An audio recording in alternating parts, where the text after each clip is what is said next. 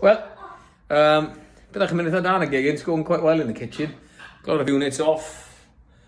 Got the hood off as well. On a nice bit of copper ar hwnna. Wedyn, you can see yr un le tan yw hwn mynd in. Maen nhw wedi cyfro fel lan, a bod hwnna'n rhedeg right lan. Big breast, the old chimney. The old rattle. Lovely tiles fan hyn, boes bach. Hen bethach ni'n darganfod tiles. Nice ar y llawr y byd ar y hen half fan hyn, ond wedi cyfro fe gyda rhyw adhesive horrible.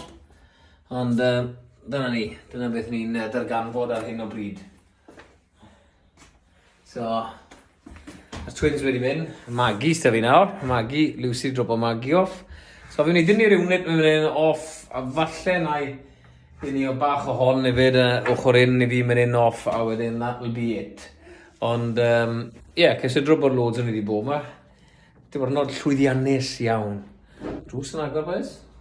Sprit y tŷ. Woo! Ghosts. Good Ibsen play, that. Successful day in the kitchen. The twins have been fantastic. Great company. Billy's been sunbathing in the garden. Just, this is what life is going to be like.